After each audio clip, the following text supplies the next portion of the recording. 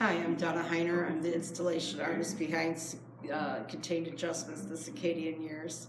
The Contained Adjustments portion comes with working with inmates. I started a program called Contained Adjustments for the county jails in Ogama, Roscommon, and Isabella County. I worked for almost 3 years with inmates, teaching them how to mask their faces. I paired them up with someone that they didn't know, and they had to trust and overcome fear and rely on each other that their airways would stay clear for 15 minutes while the plaster hardened.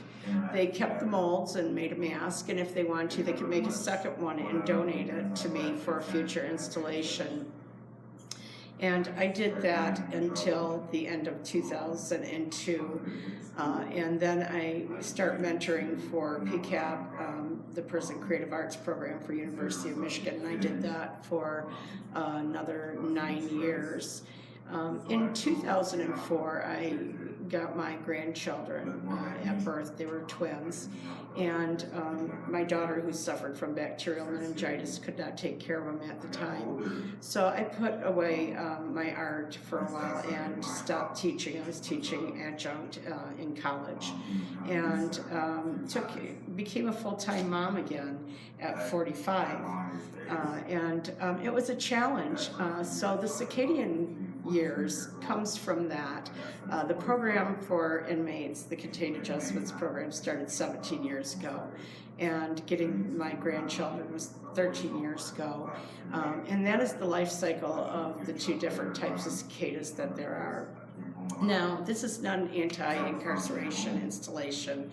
It focuses on how we incarcerate, and we have 75.8% recidivism rates in the United States, and in Norway it's 20%, because they look at the person and rehabilitate the person so that when they come back out they have housing and employment and are able to sustain themselves.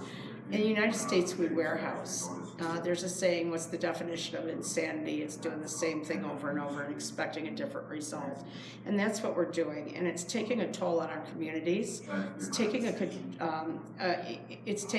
toll in many ways of taxes, tearing families apart, and victimization.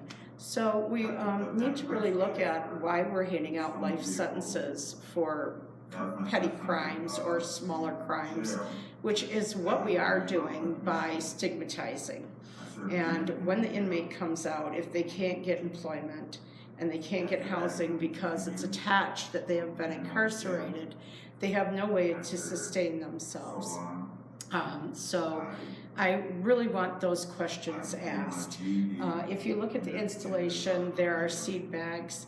Those seed bags represent nurturing the human being, and I have never in my lifetime heard a child say when they want to grow up, they want to be a felon. And children, when they're born, do not get a choice of their parents, or what their parents' education is, or their financial abilities, or where they even live. And if you look at growing up in Mount Pleasant compared to growing up in the south side of Chicago, where there's guns being fired 24/7, it's a very different environment. So growing up on an equal playing field, it doesn't happen. And so I really want people, as they come through, to contemplate that and to understand that we can become person-focused, and it will not only save money in the long run, but it actually makes our community stronger.